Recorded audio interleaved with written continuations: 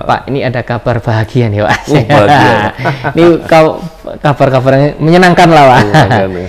KPK ini minggu-minggu ini, Pak, bikin gebrakan nih, Pak. Oh gitu. Ya, bukan gebrak meja, Pak. Ini gebrakan. KPK menetapkan tersangka, Pak.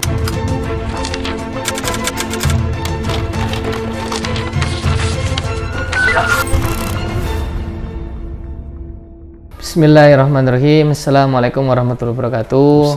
Salam integritas anti korupsi. Kembali lagi di channel Novel Baswedan. Tentunya kita akan membahas tentang isu anti korupsi. Selamat malam, Pak Novel. Ya, Pak, ini ada kabar bahagia nih, Pak. Bahagia. Ini kabar-kabar menyenangkan lah, Pak. Ya. KPK ini minggu-minggu ini, Pak, bikin gebrakan nih, Pak. Oh gitu. Ya, bukan gebrak meja, Pak. Ini gebrakan. KPK menetapkan tersangka, Pak. Ada intinya mulai nangkepin lah, Pak. Siapa yang ditangkap? Belum ditangkap sih, tersangka, Pak. Ya. Ada instansi besar bendaharanya tersangka, Pak. Cuma nggak ditahan. Pertanyaan saya, boleh nggak, Pak, nggak ditahan itu, Pak? Ya, memang penahanan itu kewenangan. Tidak selalu harus dilakukan. Walaupun di KPK tentunya ketika penanganan suatu kasus tidak pidana korupsi, itu selalu ditahan. Tujuannya ya biar ada kesamaan ya. Walaupun memang penahanan itu ada syaratnya, syarat formil maupun syarat material, syarat subjektif maupun syarat objektif ya. Syarat subjektifnya kalau dikhawatirkan melarikan diri, menghilangkan barang bukti, mengulangi perbuatan lagi, itu syarat-syarat subjektif. Syarat objektifnya tentunya harus terpenuhi bukti yang cukup. Jadi ketika ada bukti yang cukup, maka bisa ditahan. Yang ancaman hukumannya tentunya harus masuk di syarat material. Adanya hukumannya itu 5 tahun atau lebih atau diatur dalam undang-undang, dalam KUHP, dalam KUHAP maksud saya. Jadi ketika bicara terkait dengan penahanan, ada hal-hal yang demikian. Jadi ketika belum ditahan wajar. Emang boleh, tapi tentunya pada saat proses tertentu harusnya akan ditahan. Tapi kalau sekarang ini saya melihatnya ya gini, ketika ada suatu kasus ditangani, kita kalau KPK ya, kalau dulu kita bisa lihat, oh ya ini akan ada suatu kasus yang akan berujung di pengadilan. Kalau dengan undang-undang KPK yang baru, belum tentu. Kenapa? Karena KPK bisa SP3. Wah, enak dong. SP3 itu penghentian penyidikan. Dalam proses penyidikan dihentikan itu bisa. Jadi sekarang KPK ketika nangani perkara belum tentu masuk ke pengadilan. Berarti, kalau dulu pasti masuk pengadilan. Harus. Belum dilimpahkan ke pengadilan, Pak, SP3-nya itu? Bisa. Dalam proses penyidikan bisa diberhentikan. Karena begini, menghentikan penyidikan itu dilakukan dengan mekanisme internal. Kenapa saya katakan internal? Iya, karena dalam rapat-rapat antara penyidik, mungkin ada penuntutnya atau strukturalnya, ada pimpinannya, di situ di rapat tertutup. Rapatnya boleh diakses publik nggak? Nggak boleh. Nah, makanya dulu ketika membahas soal undang-undang yang baru, saya termasuk yang menyampaikan kesaksian di Mahkamah Konstitusi yang menolak adanya SP3 di KPK. Itu bukan pendapat saya saja, banyak pakar-pakar hukum yang tidak sepakat dengan SP3 di undang-undang di KPK, karena di undang-undang sebelumnya KPK tidak diberikan ruang untuk SP3 dengan harapan semua perkara yang berjalan lanjut ke persidangan. Jadi kalau di persidangan kan terbuka pembuktian, Pak. Ya, hakim dalam prosesnya yang memimpin sidang, dalam proses persidangannya boleh dilihat oleh publik, hadir ke sidang boleh, wartawan meliput boleh, dan seterusnya. Jadi terbuka. Seandainya pun dikatakan terbukti tidak terbukti, mekanismenya terbuka. Tapi kalau dibahas di rapat internal yang tentunya tertutup, nah itu tentunya tingkat kepercayaannya pasti lebih rendah daripada dalam forum yang lebih terbuka. Jadi kita tentu berharap ya KPK bisa bekerja dengan lebih baik. Tapi tentunya dengan kondisi sekarang yang seperti itu, saya tidak melihat ini sebagai sesuatu hal yang gebrakan gitu. Ini biasa aja gitu. Kecuali kalau ada kasus lebih besar lagi. Apa tadi? Tadi di Pertamina atau di mana tadi katakan? Itu mau kalau yang Pertamina mau dipanggil, Pak. Oh, iya.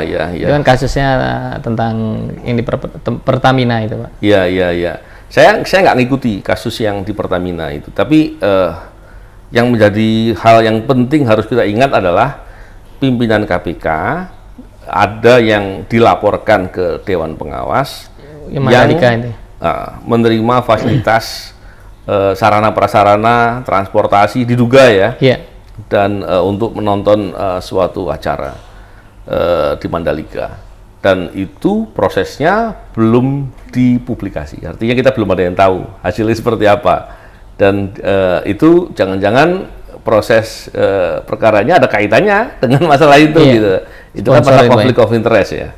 Tapi terlepas dari itu semua ya kita mesti harus lihat kalau emang kasusnya benar-benar terjadi korupsi di sana, diusut dengan benar, dengan tuntas, sampai aktor intelektualnya siapa harus diusut. Dan kalau ada kerugian keuangan negara, maka seluruh kerugian keuangan negara yang ditimbulkan dari perbuatan korupsi itu harus ditarik kembali untuk dipulangkan kepada negara uang tadi. Jangan sampai kemudian penanganan perkaranya sekedar dijadikan alasan bahwa sudah ditangani, atau dijadikan cara untuk suatu saat tidak bisa diungkap lagi. Nah ini kita mesti harus jeli juga gitu ya. Jangan sampai kemudian penanganan perkara itu dibuat untuk atau dimaksudkan agar kasus itu suatu saat tidak bisa diungkap lagi. Karena ini kasus diperiksa hanya sekedarnya saja, dikorbankan di level bawah dan seterusnya, itu kan modus-modus korupsi di sekitar penegakan hukum.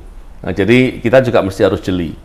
Oleh karena itu kita harus perhatikan di tahap-tahap berikutnya dan tahap persidangan dan lain-lain. Tentu kita tahu bahwa banyak juga mahasiswa hukum yang memberikan perhatian terkait dengan hal tersebut, juga LSM atau NGO ya, yang peduli dan concern dengan hal tersebut. Nah, dan media-media yang seringkali memberikan perhatian dan mempublikasi fakta-fakta objektif, tidak fakta-fakta yang dipelintir. Gitu. Penting gitu ya, karena disinyalir ada itu media yang mempublikasinya justru sesuai dengan kepentingan tertentu. Nah, ini yang bahaya. Maka kita semua memberikan perhatian, ya dengan perhatian kita semua harapannya penegak hukum bekerja benar. Tadi menarik Pak, tadi Bapak sempat bilang KPK sudah mempunyai hak untuk SP3, itu sudah apa baru wacana Pak? Itu kewenangan ya, bukan hak. Ya, kewenangan. Kewenangan KPK untuk SP3 atau mengeluarkan surat perintah penghentian penyidikan itu didasari dengan undang-undang yang baru, Undang-Undang Nomor 19 tahun 2019. Itu undang-undangnya ada, maksudnya dasar hukumnya ada. Walaupun dalam perkara yang sudah ada, saya belum tahu apakah mungkin kemarin ada kasus BLBI yang saya dengar katanya mau di SP3, saya nggak tahu di SP3 atau belum. Tapi sementara ini belum ada yang pernah di SP3 dengan undang-undang yang baru. Bisa jadi kasus BLBI itu yang kemarin saya dengar katanya DPO-nya dicabut ya. Tapi ya nggak tahu lah. Mengingat tadi perihal SP3 nih Pak, begitu penting nggak Pak ini untuk KPK Pak? Dan SP3, pas ya. SP3 ini Pak, tentunya kan banyak kan selama ini kan banyak koruptor yang istilahnya menyuap penegakan hukum Pak, sehingga kasusnya di SP3 itu. Memungkinkan nggak Pak untuk hal seperti itu? Ya memang begini ya, kalau kita lihat koruptor atau pelaku kejahatan pasti akan menggunakan segala cara untuk terbebas ya. Untuk terbebas itu bukan hanya di pengadilan, di proses penyidikan juga. Kalau seandainya ada pejabat yang bisa disuap atau dikasih uang sogokan gitu ya, untuk bisa perkaranya berhenti, pasti dia akan lakukan ya. Sebenarnya di Undang-Undang KPK sebelumnya itu tidak dikenal adanya SP3. Jadi SP3 itu memang dilarang. Dulu pembuat undang-undang harapannya itu agar semua fakta di mana KPK telah menyatakan suatu perkara itu di tahap penyidikan harus diuji secara terbuka di pengadilan. Harapannya menutup atau menghilangkan peluang terjadinya atau potensi terjadi korupsi tadi, terjadi sogokan tadi. Bisa juga karena intervensi satu kekuasaan atau orang yang sangat kuat posisinya bisa menekan KPK baik pejabatnya ataupun fungsionalnya. Ini bisa terjadi begitu ya. Tapi ketika SP3 itu tidak dikenal dalam dalam hukum acara di KPK, hukum acara pidana di KPK, maka semua perkara ke sidang. Seandainya pun KPK terlanjur menetapkan tersangka, alat buktinya hilang, tidak ada lagi alat buktinya. Bagaimana? Ya sudah, sidangkan, tuntut bebas, sudah selesai. Tapi prosesnya di persidangan bisa. Jadi kalau pandangan saya, SP3 itu tidak merupakan suatu kebutuhan yang wajib ada di KPK. Bahkan tanpa ada SP3, sejak KPK berdiri tahun 2005 lah, efektif 2005 ya, walaupun 2004 itu sudah mulai ada, itu sampai tahun 2019 itu tidak pernah ada masalah tuh dengan SP3, tidak ada SP3. Harusnya itu yang menjadi gambaran ya. Toh KPK juga tidak pernah mengusulkan untuk meminta untuk ada SP3. Jadi saya juga heran ketika ada kemudian yang berpandangan bahwa tidak ada SP3 itu melanggar hak asasi manusia. Ini yang lucu menurut saya. Seandainya pun dalam suatu perkara penyidikan tersangkanya meninggal dunia, terus bagaimana caranya? Dalam undang-undang tindak pidana korupsi, seandainya ada suatu perbuatan korupsi yang nyata terjadi dan kemudian orang tersangkanya meninggal dunia, maka jaksa sebagai pengacara negara melakukan gugatan perdata terhadap ahli warisnya untuk membayar kerugian kepada negara. Nah, ini yang harus dilakukan. Sehingga ketika di KPK pun praktek yang terjadi, seandainya ada tersangka yang meninggal dunia, maka KPK melimpahkan kepada Kejaksaan Agung dalam hal ini, untuk kemudian dilihat dalam perspektif tadi, apakah ada kerugian yang nyata dalam dalam perbuatan yang dilakukan atau hal yang terkait dengan tersangka yang meninggal dunia tadi yang merugikan keuangan negara, yang nyata-nyata merugikan keuangan negara. Dan kemudian Kejaksaan sebagai pengacara negara melakukan gugatan perdata sekaligus menghentikan perkaranya karena perkara penyidikannya telah dilimpahkan secara sekaligus. Selama ini prosesnya begitu, tidak pernah ada masalah. Jadi harusnya tidak ada isu ya, tidak ada hal yang penting untuk dijadikan alasan bahwa perlu adanya SP3 di KPK. Sedangkan kalau kita lihat dari perspektif sebaliknya, dengan adanya SP3 maka KPK rentan diintervensi. Seandainya ada orang dengan kekuatan sosial tertentu, baik karena suatu kedudukan, kekayaan atau apapun pada dirinya, menjadi tersangka di KPK, maka pimpinan KPK atau insan di KPK bisa kemudian diintervensi untuk menghentikan perkaranya. Bahaya nggak? Bahaya. Nah, sebaliknya lagi, ketika ada perkara di KPK berpotensi terjadi suap kepada insan KPK, terjadi suap dan kemudian untuk menghentikan perkaranya, bisa nggak? Bisa, karena ada SP3. Nah, ini kan hal yang berbahaya ya. Nah, kita juga mesti harus menghimbau kepada semua orang, kalau mengetahui atau ada dugaan ada hal-hal yang seperti ini, ya harus dilaporkan. Kalau Dewan Pengawas tidak mau memproses, ya laporkan ke penegak hukum lain, agar potensi-potensi tersebut tidak terjadi dan kita sama-sama jaga agar tidak terjadi kejahatan korupsi di penegakan hukum yang ada di KPK. Di kepolisian kita sudah tahu lah Pak, ada SP3 Pak kan. Ya. Dan di KPK akan diberlakukan SP3 Bukan juga. Akan. Oh, sudah. Ini sudah berlaku SP3. Bedanya itu di mana Pak? Ya, SP3 itu diatur dalam hukum acara pidana, dalam KUHAP. Ketika di KPK diatur tentang SP3, maka SP3 yang dimaksud ini adalah yang ada dalam KUHAP. Artinya penghentian penyidikan di KPK dan di apa namanya di kepolisian atau penegak hukum lain, kejaksaan juga atau PNS juga punya kewenangan ya untuk melakukan hal yang serupa, itu sama tentunya.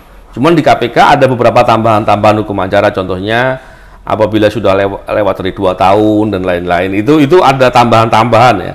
Tapi secara umum sama. Secara umum implementasinya sama. Nggak ada beda.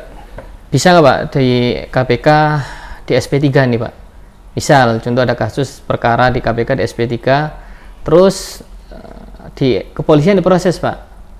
Dengan kasus yang sama, polisi juga istilahnya menyelidiki masalah itu, kasus itu, dan jadi tersangka dia Pak, dan ditahan seperti itu. Jadi bisa nggak seperti itu? Iya, antara penegak hukum tuh bikin MOU sebenarnya. Saya nggak pernah baca detail ya. Antara KPK, kejaksaan, kepolisian yang sama-sama berwenang untuk menangani kasus korupsi, mereka bikin MOU. Saya nggak tahu detailnya seperti apa, tapi logikanya nggak bisa. Kalau contohnya KPK ada menangani perkara dihentikan, tentunya menangani perkara ini harus ada tersangkanya nih, agar dihentikannya jelas. Ya walaupun sekarang bisa juga sih kalau, tapi KPK belum pernah ya menetapkan tersangka ya, menetapkan penyidikan yang belum ada penetapan tersangkanya. Intinya kalau dihentikan di KPK, penegak hukum lain tidak bisa serta-merta. Dia harus berhubungan dengan KPK, apakah ini kemudian dia infokan atau kemudian dia minta untuk ditangani di penegak hukum lain dan lain-lain. Kecuali kalau ternyata kasusnya berbeda. Kalau kasusnya berbeda atau angle sudut pandang dari kasusnya berbeda, maka itu bisa. Tapi kalau sama, mestinya tidak bisa. Siap. Ya. Terima kasih Pak untuk penjelasannya tadi tentang SP3. Ya. Kita sebagai masyarakat juga baru tahu Pak di channel ini ternyata KPK punya hak untuk SP3. Ya. Kalau kita tidak speak up di kanal YouTube tentang peduli anti korupsi, ya mungkin masyarakat nggak tahu bakalan disuguhkan dengan media-media yang bagus seperti itu Pak. Iya. Terima kasih Pak. Bincang-bincang ini akan kita lanjut lagi. Tentunya kita tetap concern isu anti korupsi. Selamat malam, salam integritas anti korupsi.